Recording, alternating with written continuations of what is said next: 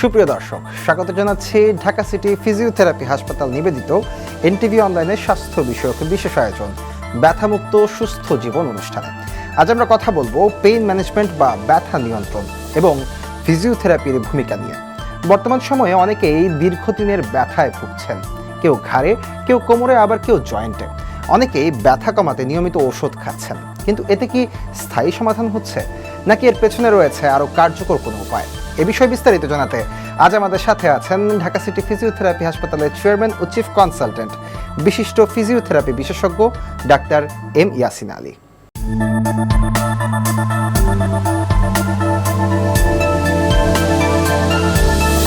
Sir, আপনাকে স্বাগত আমাদের অনুষ্ঠানে। জি, আপনাকেও ধন্যবাদ। স্যার, অনুষ্ঠানের শুরুতেই যেরকম বলছিলাম যে দীর্ঘমেয়াদী ব্যথায় আসলে কিন্তু এখন অনেকেই ভুগে থাকেন।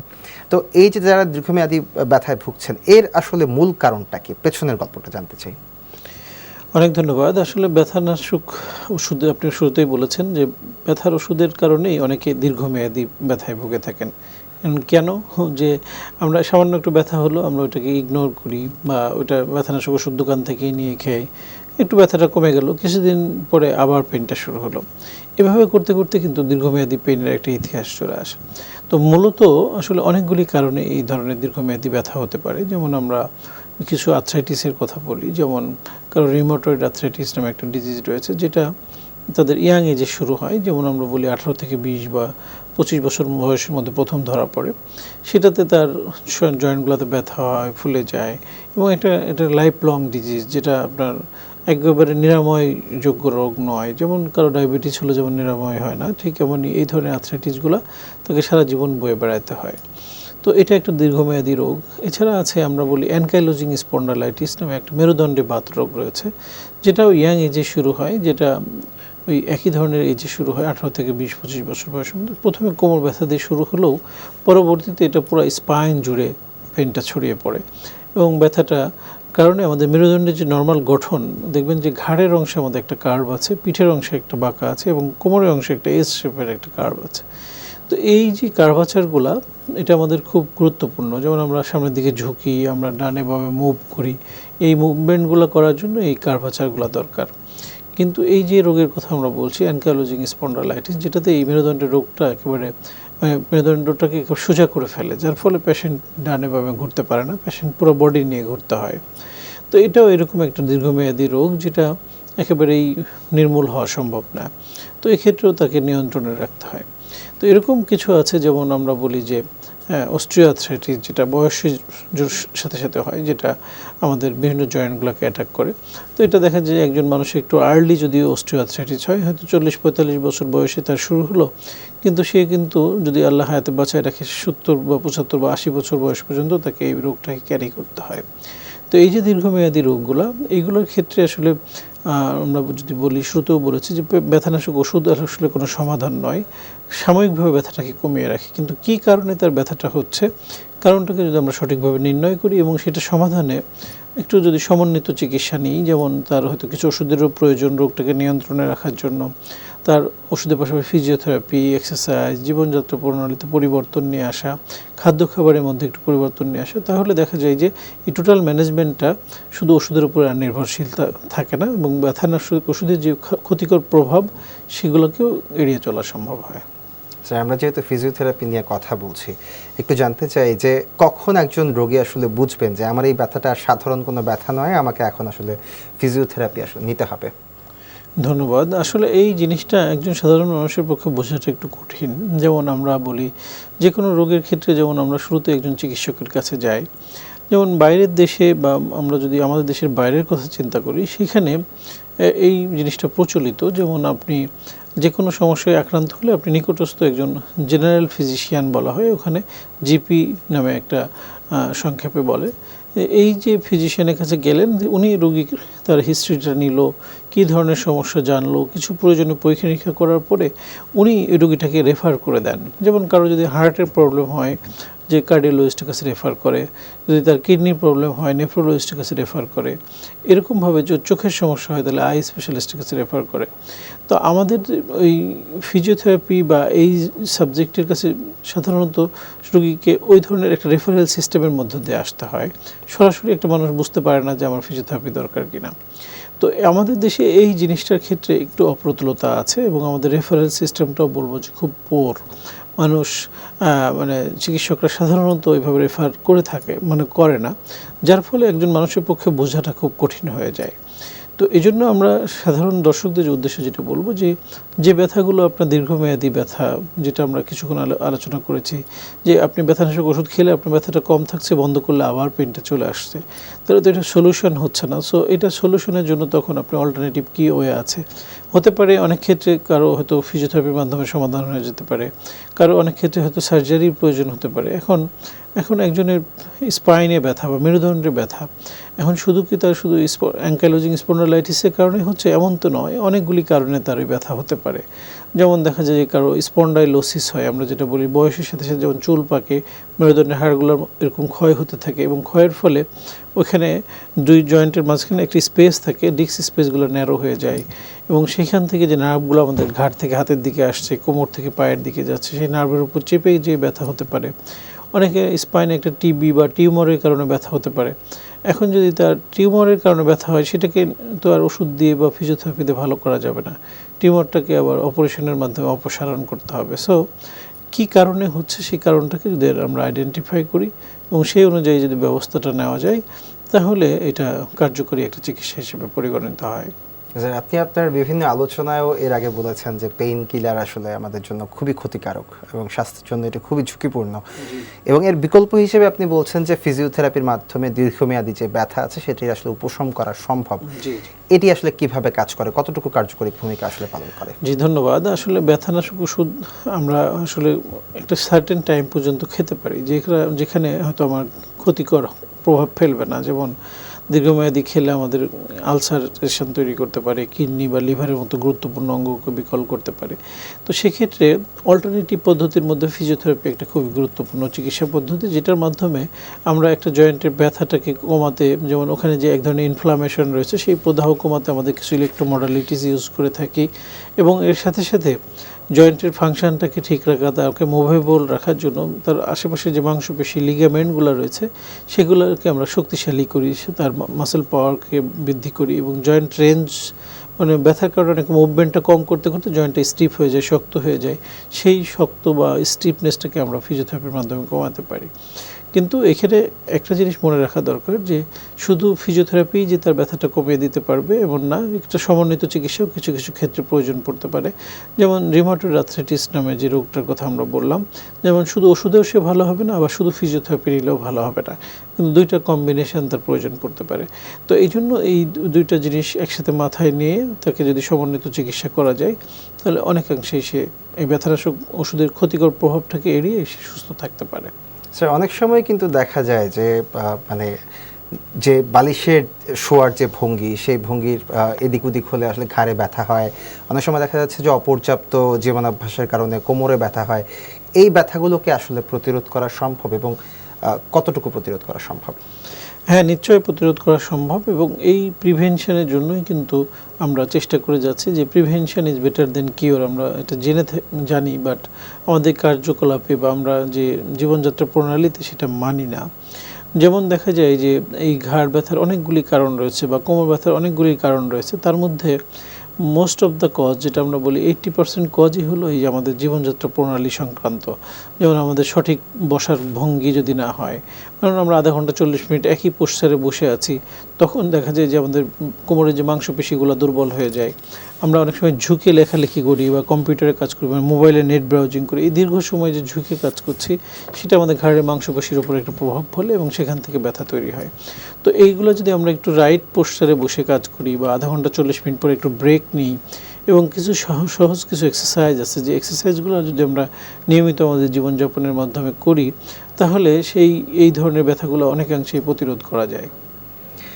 স্যার, আমরা অনেক সময় দেখি যে সাইটিকা বা নার্ভজনিত যে ব্যথা, সেটি আসলে অনেক সময় অসহ্য হয়ে ওঠে। এক্ষেত্রে ফিজিওথেরাপির ভূমিকা আসলে কতটুকু, এবং পাশাপাশি জানতে চাই যে অনেক সময় দেখা যাচ্ছে ঘুম থেকে ওঠার পরে উঠে দাঁড়ালে দেখা যাচ্ছে যে গোড়ালিতে এক ধরনের ব্যথা অনুভূত হয়, এটি আসলে কেন হয় এবং প্রতিরোধ সম্ভব কিনা? ধন্যবাদ। সাইটিক নার্ভের যে কম্প্রেশন যেটা আপনি বললেন, এটাকে আমরা সাইটিকা বলি বা সাইটিক লাম্বাগো সাইটিকা বলি। এটা হলো কোমরের একটা গুরুত্বপূর্ণ এবং সবচেয়ে বড় নার্ভ আমরা আমাদের শরীরে আমরা বলে থাকি। কোমরের কয়েকটা পয়েন্ট থেকে এই নার্ভটা শুরু হয়ে একেবারে পায়ের আঙ্গুল পর্যন্ত ছড়িয়ে যায় বা বিস্তৃত হয়। এই নার্ভটা যদি কোনো কারণে সেখানে কম্প্রেসড হয় বা চাপ লেগে যায়, সেক্ষেত্রে আমরা সেটাকে সাইটিকা বলি। এখন এই কম্প্রেশনের কারণটা যদি মনে করেন কয়েকটা হতে পারে। একটা হলো যে আমাদের ভার্টিব্রাগুলোর মাঝখানে, দুই ভার্টিব্রার মাঝখানে একটা জেলি লাইক সাবস্টেন্স থাকে যেটাকে আমরা ডিস্ক বলি। সেই ডিস্কটা যদি সরে যে নার্ভের উপর চেপে যায়, সেক্ষেত্রে সাইটিকা হতে পারে। অনেক সময় ডিস্ক সঠিক জায়গায় আছে কিন্তু ডিস্ক স্পেসটা ন্যারো হয়ে গেছে, সেক্ষেত্রে এই ধরনের সাইটিকা হতে পারে।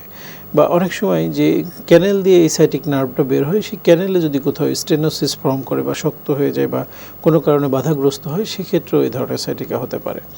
তো আসলে কী কারণে এই সাইটিক নার্ভটা ক্ষতিগ্রস্ত হচ্ছে তার উপর ডিপেন্ড করে তার চিকিৎসাটা। তো আমরা ফিজিওথেরাপিতে যেটা করতে পারি যে তার ডিস্কটা যদি সরে যে নার্ভের উপর চেপে যায়, সেক্ষেত্রেও আমরা ডিস্কটাকে আবার পূর্বের জায়গায় ফিরিয়ে নিয়ে আসতে পারি ফিজিওথেরাপির মাধ্যমে। ডিস্ক হাইট যদি কমে যায় বা ডিস্ক স্পেস যদি রিডিউস হয়ে যায়, সেটাও ফিজিওথেরাপির মাধ্যমে কমিয়ে নিয়ে আসতে পারি। তো এই ক্ষেত্রে ফিজিওথেরাপি অনেক ক্ষেত্রে খুব ম্যাজিক্যাল রোল প্লে করে। আমরা এক্ষেত্রে গুরুত্বপূর্ণ যে বিষয়টা সেটা হলো ফিজিওথেরাপির পাশাপাশি রোগীকে একটু বিশ্রামে থাকতে হয়। তো এটা অনেক সময় অনেকে ফলো করে না। যেমন আমরা যদি শরীরে কোথাও একটা হাড় ডিসপ্লেসমেন্ট হয়ে যায়, আমরা ওটাকে পজিশনে নিয়ে প্লাস্টার করে দিই যাতে মুভমেন্ট হলে তো জোড়া লাগবে না। ঠিক মেরুদণ্ডের যদি এই ডিস্ক প্রোল্যাপস বা ডিস্ক হার্নিয়েশনগুলো হয়, সেগুলোকে সঠিক জায়গায় আনার জন্য রোগীকে একটু বিশ্রামে থেকে ফিজিওথেরাপির মাধ্যমে আমরা আস্তে আস্তে ওই জিনিসটাকে কারেক্ট করতে পারি। এবং এর সাথে সাথে কিছু এক্সারসাইজের মাধ্যমে যাতে আবার বেড না হয়ে যায়, প্রিভেনশন করার জন্য বা রিকারেন্টলি যেন না হয়, পুনরাবৃত্তি না হয়, সেক্ষেত্রে এই এক্সারসাইজগুলো মেনটেন করা এবং জীবনযাত্রায় কিছু পরিবর্তন নিয়ে আসার কথা আমরা বলি। যেমন যারা দীর্ঘক্ষণ বসে কাজ করছে তাদেরকে আধা ঘন্টা পরে একটু ব্রেক নিতে বলি। কিছু এক্সারসাইজ আমরা অফিসেই করতে পারি, সেই এক্সারসাইজগুলো সে করবে। কিছু নিয়মকরণ, যেমন জার্নি করার ক্ষেত্রে জার্কিং হয়, ঝাঁকি লাগে, এই ধরনের রাস্তায় যখন জার্কিং করবে কোমরে একটা বেল্ট ইউজ করবে, শরীর ওজনটাকে নিয়ন্ত্রণে রাখবে, সামনের দিকে ঝুঁকে ভারী কিছু উঠাবে না। এই যে কিছু নিয়মকরণ যদি মেনে চলে, তাহলে এইগুলো রোগী অনেকখানি ভালো রাখা সম্ভব। স্যার, আমরা কথা বলছিলাম পেইন ম্যানেজমেন্ট এবং ফিজিওথেরাপির ভূমিকা নিয়ে। আমরা আরও জানবো আপনার কাছ থেকে, তবে তার আগে একটি ছোট্ট বিরতিতে যেতে চাই। জি অবশ্যই। সুপ্রিয় দর্শক, ঢাকা সিটি ফিজিওথেরাপি হাসপাতাল নিবেদিত ব্যথামুক্ত সুস্থ জীবন অনুষ্ঠান থেকে নিচ্ছে ছোট্ট একটি বিরতি। ফিরে আসবো খুব শিগগির, সঙ্গেই থাকুন। ঢাকা সিটি ফিজিওথেরাপি হাসপাতাল, আধুনিক চিকিৎসা সেবার নিশ্চয়তা। ডাক্তার এম ইয়াসিন আলী স্যারের তত্ত্বাবধানে চিকিৎসা দেওয়া হয়। অপারেশনবিহীন হাঁটু, কোমর, প্যারালাইসিস ও পঙ্গু রোগের আধুনিক চিকিৎসা সেবার নিশ্চয়তা। ঠিকানা ঢাকা সিটি ফিজিওথেরাপি হাসপাতাল, house number 12/1, road number 4/A, Dhanmondi, Dhaka 1205। বিরতির পর আবারও ফিরে এলাম ঢাকা সিটি ফিজিওথেরাপি হাসপাতাল নিবেদিত ব্যথামুক্ত সুস্থ জীবন অনুষ্ঠানে। জানছিলেন ব্যথা নিয়ন্ত্রণ ও ফিজিওথেরাপি সম্পর্কে নানা গুরুত্বপূর্ণ তথ্য। আমাদের সাথে আছেন বিশিষ্ট ফিজিওথেরাপি বিশেষজ্ঞ ডাক্তার এম ইয়াসিন আলী। স্যার, আপনাকে আরও একবার স্বাগত আমাদের অনুষ্ঠানে। জি স্যার, আমরা জানছিলাম ব্যথা নিয়ন্ত্রণ এবং ফিজিওথেরাপির ভূমিকা নিয়ে। এই পর্যায়ে একটু জানবো যে আমরা জানি যে ফিজিওথেরাপির দুটি চিকিৎসা ব্যবস্থা আছে। একটির নাম হচ্ছে লেজার ফিজিওথেরাপি এবং আরেকটি হচ্ছে ম্যানুয়াল থেরাপি। এগুলো আসলে কিভাবে কাজ করে থাকে? ধন্যবাদ। আসলে ফিজিওথেরাপিতে আমরা দুইটা পার্ট ব্যবহার করি, যেটা আপনি বলেছেন। একটা হলো ইলেকট্রোথেরাপি। আমরা বলি যে ইলেকট্রিক্যাল কিছু ইকুইপমেন্টস আছে যেগুলোর মাধ্যমে আমরা অনেক ক্ষেত্রে ব্যথা নিরাময়ে ব্যবহার করে থাকি। অনেক সময় নার্ভগুলোকে স্টিমুলেট করতে ব্যবহার করে থাকি। অনেক সময় জয়েন্টের ইনফ্লামেশন বা প্রদাহ কমাতে সাহায্য করে। আরেকটা হচ্ছে থেরাপিউটিক এক্সারসাইজ, যেটাকে আমরা বলি যে এটাও এক ধরনের মেডিসিন বা ট্রিটমেন্টের একটা পার্ট। যেমন আমরা বলি যে ওষুধের দোকানে যেমন অনেক ধরনের ওষুধ রয়েছে, তো প্রত্যেকটা রোগীর জন্য তো সেম ওষুধ নয়, সেম ডোজ না। তো এরকম রোগ ভেদে যেমন চিকিৎসা বা মেডিসিনের একটা পরিবর্তন হয়, ঠিক তেমনি আমাদের ক্ষেত্রেও ফিজিওথেরাপি চিকিৎসকের ক্ষেত্রেও যে তার রোগ অনুযায়ী এক্সারসাইজ বা ইয়েটা অনেক ভিন্নতা থাকে। সেই যে রোগ অনুযায়ী যে এক্সারসাইজ এবং কোন ডোজে কীভাবে করবে, সেটাকে আমরা থেরাপিউটিক এক্সারসাইজ বলে থাকি। তো এই থেরাপিউটিক এক্সারসাইজগুলো রোগী অনুযায়ী ভিন্ন ভিন্ন হয়ে থাকে। ফিজিওথেরাপির ক্ষেত্রে আমরা যেমন দেখি যে দুইটারই একটা রোল রয়েছে। যেমন কিছু ক্ষেত্রে আমরা দেখি যে কম্বাইন্ড ট্রিটমেন্ট নিলে রোগী খুব দ্রুত ভালো হয়, যে তার কিছু ইকুইপমেন্টসও ইউজ হচ্ছে, পাশাপাশি সে এক্সারসাইজগুলো করছে, দেখা যায় যে তার দ্রুত ইমপ্রুভমেন্টটা হচ্ছে। আবার কিছু কিছু রোগ আছে যেক্ষেত্রে ইকুইপমেন্টসের ব্যবহারটা খুবই কম, সেখানে ফের ম্যানুয়াল থেরাপি বা এক্সারসাইজের ভূমিকাটা বেশি। যেমন ধরেন একজন স্ট্রোক পরবর্তী প্যারালাইসিসের কথা আমরা যদি চিন্তা করি, যে তার একটা পাশের হাত পায়ের যে পক্ষাঘাতগ্রস্ত তৈরি হয়, সেটাকে যদি আমরা মাসেল পাওয়ার বাড়াই, তাকে যদি আবার পূর্বের জায়গায় ফিরিয়ে নিয়ে আসতে চাই, সেক্ষেত্রে এক্সারসাইজের ভূমিকাটা বেশি। আবার কিছু আছে যে তার জয়েন্টের প্রদাহ, জয়েন্ট ইনফ্লামেশন কমানো, সেক্ষেত্রে আমরা দেখতে পাই যে তার একদিকে যেমন তার জয়েন্টের ইনফ্লামেশনটা কমানোর জন্য ইলেকট্রোথেরাপি দরকার, আবার জয়েন্টে ইরোশন কমানোর জন্য যেমন তার কিছু ট্রিটমেন্ট দরকার, আবার তার মাসেল পাওয়ার এবং অন্যান্য জিনিসগুলোকে ঠিক করার জন্য তার এক্সারসাইজ দরকার। তো এই ক্ষেত্রে আমরা বলি যে কিছু কিছু ক্ষেত্রে কম্বাইন্ড ট্রিটমেন্টটা রোগীর জন্য বেশি উপকারী হয়। স্যার, আমরা দীর্ঘমেয়াদী ব্যথা বললেই যে রোগটির কথা প্রথম মাথায় আসে সেটি হচ্ছে অস্টিওআর্থ্রাইটিস। অস্টিওআর্থ্রাইটিসের ক্ষেত্রে ফিজিওথেরাপি আসলে কিভাবে কাজ করে? ধন্যবাদ। অস্টিওআর্থ্রাইটিসে কি হয়, সেটা হয় যে জয়েন্টের ভিতরে যে সাইনোভিয়াল ফ্লুইড থাকে সেটা কমে যায়, জয়েন্টের যে চারিদিকে যে মাংসপেশি লিগামেন্টগুলো রয়েছে সেগুলো দুর্বল হয়ে যায়, জয়েন্টের আর্টিকুলার যে কার্টিলেজগুলো থাকে সেগুলো ক্ষয় হতে থাকে। তো এই ক্ষেত্রে ফিজিওথেরাপি তার জয়েন্ট ইনফ্লামেশনটা কমাইতে সাহায্য করে, তার জয়েন্টটাকে মুভেবল করা বা তার জয়েন্টে আমরা ব্যথার কারণে মুভমেন্ট করতে চাই না, পেশেন্টের জয়েন্টটা স্টিফ হয়ে যায়, সেটাকে আবার স্বাভাবিক করে নিয়ে আসা, এর সাথে সাথে তার মাংসপেশি লিগামেন্টগুলোর শক্তি বৃদ্ধি করা। এই তিনটা মোডে আমরা অস্টিওআর্থ্রাইটিসে কাজ করি।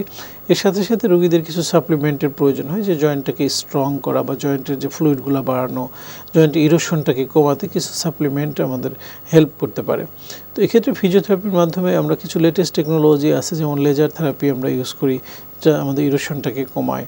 সাথে সাথে তার মাসেল পাওয়ারগুলো ঠিক রাখা বা শক্তি বাড়ানোর জন্য আমরা এই ধরনের ইলেকট্রিক্যাল স্টিমুলেশন ইউজ করি, যেটার মাধ্যমে মাসেল পাওয়ারগুলো বাড়ে। সাথে সাথে এক্সারসাইজ, যেমন স্ট্রেনথেনিং কিছু এক্সারসাইজ প্রোগ্রাম আমাদের থাকে, যেটার মাধ্যমে কোয়াড্রিসেপস এবং হ্যামস্ট্রিং মাসেলের শক্তিগুলো বাড়ায়। তো এই সমন্বিত যদি চিকিৎসা নেওয়া যায়, তাহলে দেখা যায় যে অস্টিওআর্থ্রাইটিসের রোগীরা দীর্ঘমেয়াদী ভালো থাকতে পারেন, নিচে বসে নামাজও পড়তে পারে। আবার দেখা যায় যে বেন্ডিং যে অ্যাক্টিভিটিসগুলো করতে তাদের অসুবিধা হয়, সেগুলোও সে স্বাভাবিকভাবে করতে পারে। স্যার, অনেক সময় দেখা যায় যে আপনাদের কাছে একজন রোগী গেলেন, তিনি চিকিৎসা করাচ্ছেন এবং দেখা যাচ্ছে যে অনেক সময় আপনারা ব্যায়াম দিচ্ছেন, সেই ব্যায়ামের মাধ্যমে তিনি ভালো হচ্ছেন, কিন্তু দীর্ঘ সময় আসলে তিনি ব্যায়ামটাকে কন্টিনিউ করছেন না। সেক্ষেত্রে পরবর্তীতে আসলে ব্যথা বাড়ার কোনো ঝুঁকি আসলে তৈরি হয় কিনা? জি, নিশ্চয়ই। যেমন আমরা বলি যে এখানে এক্সারসাইজগুলো যেমন তার একটা ওষুধের মতো, যেমন কিছু অসুখ বিসুখ রয়েছে, যেমন ডায়াবেটিস বা উচ্চ রক্তচাপের কথা যদি আমরা বলি, যে সেক্ষেত্রে এই রোগগুলি কিন্তু একবারে নির্মূল হয় না। নিয়ন্ত্রণে রাখার জন্য তাকে রেগুলার কিছু ওষুধ খেতে হয়, তার জীবনযাত্রা প্রণালীতে পরিবর্তন আনতে হয়। তো এরকম কিছু রোগ আছে যেগুলোতে ওষুধই তার শুধু চিকিৎসা না, তার পাশাপাশি এক্সারসাইজগুলো তার একটা চিকিৎসার পার্ট। তো আমরা আমাদের বাস্তব অভিজ্ঞতায় যেটা দেখি, যে রোগীরা যখন ব্যথাটা কমে গেল, সে আর ভুলে যায় বা এক্সারসাইজটা করতে চায় না, বা তার মধ্যে একটা অলসতা কাজ করে, যার কারণে জিনিসটা কিছুদিন পরে আবার ফিরে আসে। তো এটা একটা ভুল ধারণা তৈরি হয় যে যতদিন আমি ফিজিওথেরাপি নিলাম বা এক্সারসাইজ করলাম, ভালো ছিলাম, বন্ধ করেছি, আবার পেনটা চলে আসে। তো এইখানে অজ্ঞতা কিছু বিষয় আছে, যে আমরা ওই এক্সারসাইজগুলো নিয়মিত করাটাই যেহেতু আমার চিকিৎসা ছিল, সো আমি সেটা করি নাই, সো ওই জিনিসটা আবার ব্যাক করে। এবং জীবনযাত্রা প্রণালীতে যে পরিবর্তনগুলো আমরা আনতে বলি, সেটাও অনেক সময় মানা হয় না বা মেনে চলে না, যার ফলে এই জিনিসগুলো আবার পুনরায় দেখা যায়, যেটা হয়তো 5-7 বছর ভালো থাকার কথা ছিল, কিন্তু 6 মাস বা 1 বছর পরে জিনিসটা আবার তাকে ভোগাচ্ছে। তার মানে বোঝা গেল যে আপনাদের নিয়ম মেনে চললে আসলে দীর্ঘমেয়াদী ব্যথা আসলে কমে যায় এবং সুস্থ থাকা সম্ভব। স্যার, জীবন অভ্যাসেও কিন্তু কিছু পরিবর্তন আসলে আপনারা ইঙ্গিত করেন বা আপনি বিভিন্ন আলোচনায়ও বলেছেন। সেক্ষেত্রে এই দীর্ঘমেয়াদী ব্যথা কমাতে আসলে বসার ভঙ্গি কিংবা হাঁটা চলা সব ক্ষেত্রে আসলে কি কি পরিবর্তন আনা প্রয়োজন একজন রোগীর ক্ষেত্রে? জি, ধন্যবাদ। এই যে ব্যথা বেদনা নিয়ে যেটা নিয়ে আমরা আলোচনা করছি, এখানে কিছু ডিজিজ আছে যেটা লাইফ লং ভুগতে হয়, যেমন তার হয়তো রিউমাটয়েড আর্থ্রাইটিস আছে, একবারে ভালো হবে না, বা তার অস্টিওআর্থ্রাইটিস হয়েছে, এটা একবারে নির্মূল হবে না, বা তার অ্যাঙ্কাইলোজিং স্পন্ডাইলাইটিস রয়েছে, এটা একবারে নির্মূল হবে না। সো এই জিনিসগুলোকে ম্যানেজমেন্ট করা বা তাকে ম্যানেজ করে চলাটাই হলো একটা ট্রিটমেন্ট। এবং সেই ক্ষেত্রে তাকে জীবনযাত্রা প্রণালীতে পরিবর্তন নিয়ে আসা তো অবশ্যই লাগবে। যেমন আমরা বলি তার ওজনটাকে নিয়ন্ত্রণে রাখা, প্রতিদিন একটু ফিজিক্যালি অ্যাক্টিভ থাকা, এক্সারসাইজ করা, খাদ্য খাবারের মধ্যে কিছু পরিবর্তন নিয়ে আসা, যেটা ফাস্টফুড, জাঙ্ক ফুডগুলোকে অ্যাভয়েড করা, মিষ্টি জাতীয় খাবারটাকে একটু কম খাওয়া, তৈলাক্ত খাবারটাকে পরিহার করা, যে স্বাস্থ্যকর যে অভ্যাসটা আমরা গড়ে তোলা, প্রতিদিন না হলেও অন্তত সপ্তাহে 3 দিন আমরা একটু সূর্যের আলোতে বসতে বলি, যেটা তার ভিটামিন ডি তৈরিতে সাহায্য করে। এবং এখন আমরা যারা শহর কেন্দ্রিক এরিয়ায় বসবাস করি, দেখা যায় যে সূর্যের আলো অনুপস্থিতিতে আমাদের ভিটামিন ডি ডেফিসিয়েন্সি থাকে। সো সেটাও আমাদের রোগ প্রতিরোধ ক্ষমতা একদিকে যেমন বাড়ায়, আমাদের জয়েন্টের হেলথ বা সুস্থ রাখতে সাহায্য করে। এছাড়া আমরা যারা দীর্ঘক্ষণ বসে কাজ করছি বা দীর্ঘক্ষণ দাঁড়িয়ে কাজ করছি, তাদের উভয়ই মানে মাঝখানে একটু বিরতি নেওয়া, যে 40 বা 45 মিনিট বা 1 ঘন্টা পরে আপনি একটু হাঁটাহাঁটি করবেন, আবার বসে থাকা যারা কাজ করছেন তারা হাঁটবেন, যারা দাঁড়িয়ে কাজ করছেন তাদের বসবেন, এগুলো মেনে চলা। এবং শোয়ার ক্ষেত্রেও আমরা কিছু পরিবর্তনের কথা বলি, যেমন শোয়ার বিছানাটা যদি খুব বেশি নরম হয় সেটাও আমাদের ক্ষতিকর, খুব শক্ত হলেও ক্ষতিকর। আমরা বলি একটা মধ্যম বা মাঝারি মানের যে বিছানাগুলো সেগুলো ব্যবহার করা। শোয়ার সময় যে বালিশটা আমরা ঘাড়ে ব্যবহার করি সেটাও হতে হবে একটা মিডিয়াম সাইজের বালিশ, অর্ধেকটুকু মাথার নিচে অর্ধেকটুকু ঘাড়ের নিচে, যেটা আমাদের ঘাড়ের যে স্পাইনের যে কার্ভটা রয়েছে সেটা যেন স্বাভাবিক থাকে। তো ওভারঅল এই জিনিসগুলো যদি একজন মানুষ মেনে চলে, দেখা যায় যে এই দীর্ঘমেয়াদী ব্যথাগুলো থেকে সে ভালো থাকতে পারে। তো এই তো জানলাম যে আমরা দীর্ঘমেয়াদী ব্যথাগুলো থেকে মানে নিয়ন্ত্রণে রাখার জন্য আসলে কি কি করা উচিত। কিছু বিষয় আছে, যেমন হচ্ছে যে যারা বাসায় বসে আসলে দীর্ঘমেয়াদী ব্যথায় ভুগছেন, তারা কি ধরনের এক্সারসাইজ করতে পারেন, কি ধরনের অভ্যাস আসলে মেনে চললে তারা আসলে বাসায় বসে ভালো থাকতে পারবেন? আচ্ছা, হ্যাঁ, হোম রেমেডির কথা আমরা বলি। যেমন হয়তো একটা মানুষ হঠাৎ করে একটা সমস্যায় আক্রান্ত হলো, সে কি করতে পারে। যেমন আমরা বলি যে কোনো আঘাত পেলে, হঠাৎ করে কোনো মানে চোট পেলো, সেক্ষেত্রে জায়গাটাকে বিশ্রামে রাখা, একটু আইস কম্প্রেশন দেওয়া। কিন্তু যাদের দীর্ঘমেয়াদী ব্যথা রয়েছে, যেমন বিভিন্ন আর্থ্রাইটিসের কথা আমরা আলোচনা করেছি, যে তাদের অন অ্যান্ড অফ পেইনটা অনেক হঠাৎ করে বেড়ে যায়, সেক্ষেত্রে একটু গরম সেক তারা দিতে পারে। এছাড়া বাসায় যে এক্সারসাইজগুলো তাদেরকে শেখানো হয়, বিভিন্ন রোগ ভেদে তাদের যে এক্সারসাইজগুলো ভিন্নতা থাকে, সেগুলোকে সে কন্টিনিউ করা। এই যদি রেগুলার করে তাহলে তো জয়েন্ট স্টিফনেসটা হবে না, মাংসপেশিগুলোর শক্তি ঠিক থাকবে এবং স্বাভাবিক জীবনযাপনে তাদেরকে সাহায্য করবে। স্যার, আমরা অনুষ্ঠানের একেবারেই শেষ পর্যায়ে চলে এসেছি। একটু শেষ প্রশ্ন আপনার কাছে, সেটি হচ্ছে যে কখন একজন রোগী আসলে বুঝতে পারবেন যে এখন আমার আর দেরি করা উচিত হবে না, আমাকে এখনই একজন বিশেষজ্ঞ ফিজিওথেরাপিস্টের কাছে যেতে হবে? ধন্যবাদ। আসলে বাংলাদেশের প্রেক্ষাপটে এই জিনিসটাকে আমরা একটু ইগনোর করি, যে ফিজিওথেরাপি নিয়ে অনেকের মধ্যে ভুল ধারণা আছে, মনে করে যে এটা একেবারে সবার শেষের চিকিৎসা। যেমন আমরা কিছু থেরাপিউটিক চিকিৎসার কথা জানি, যেমন ক্যান্সারের চিকিৎসায় দেখবেন যে কেমোথেরাপি, রেডিওথেরাপি, এই যে চিকিৎসাগুলো ব্যবহার হয়, এটা কিন্তু একেবারে সর্বশেষ চিকিৎসা বলে আমরা জানি। তো ওই চিকিৎসারও কিছু পার্শ্ব প্রতিক্রিয়া থাকে, যেমন চুল পড়ে যায়, বিভিন্ন রকম উপসর্গ দেখা দেয়।